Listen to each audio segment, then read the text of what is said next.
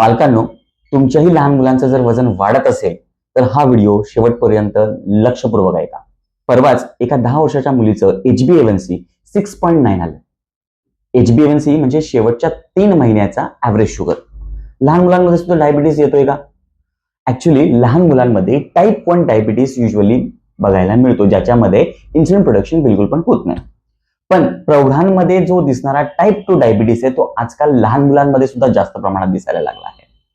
Usually type 1 डायबिटीसचे diagnostic reports आहेत ते normal असतात आणि कॉम्पेन्सेटरी इन्सुलिन वाढलेलं या मुलांमध्ये जास्त दिसतं. कारण काय आहेत? युजली ओबेसिटी, वाढतं वजन हे प्रमुख कारण मानलं जातं.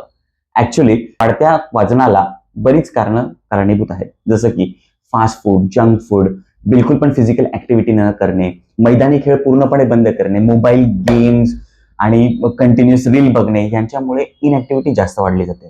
पॅकेज फूड खाण्याचं प्रमाण जास्त वाढलेलं आहे, स्ट्रीट फूड खाण्याचं प्रमाण जास्त वाढलेलं आहे. त्याच्यामुळे ऑटोमॅटिकली लहान मुलांचं वजन वाढत चाललंय, इन्सुलिन रेजिस्टन्स वाढत चाललाय, इन्सुलिन सेन्सिटिव्हिटी कमी होत चालली आणि ऑन एन ॲव्हरेज तुमची शुगर शेवटच्या 3 महिन्याची वाढलेली मिळून येते.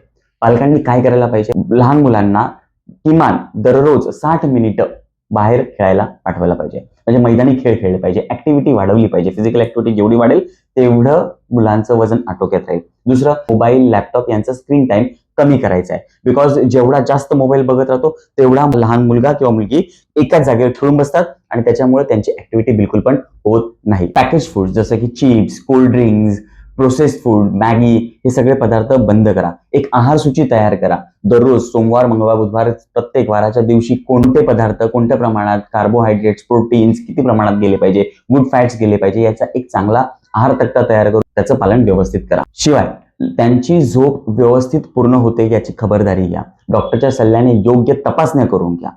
कोणतेही बदल हे एकाएकी अचानक होत नसतात. इनफॅक्ट लहान मुलांमध्ये नियम लावणं किंवा त्यांना दुष्परिणाम पटवून देणं हे थोडं डिफिकल्ट असतं.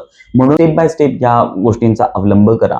एक सवय त्यांची बंद करा. बोलण्यापेक्षा ऍक्शनवर जास्त भर द्या. बालवयातील लठ्ठपणा किंवा लहान मुलांचा लठ्ठपणा हा फक्त डायबिटीसच नाही, पण त्याच्या व्यतिरिक्त बाकीही आजार देण्याची संभावना असते. म्हणून लहान मुलांचं वजन आटोक्यात ठेवण्याचं काम तुम्हाला आत्तापासून करायला सुरुवात करायची आहे. Start taking these measures today itself. हा व्हिडिओ प्रत्येक पालकापर्यंत पोहोचवा. Prevention and early detection is the key to avoid all these diseases. आणि अशाच चांगल्या टिप्ससाठी मला नक्की फॉलो करा. Thank you very much.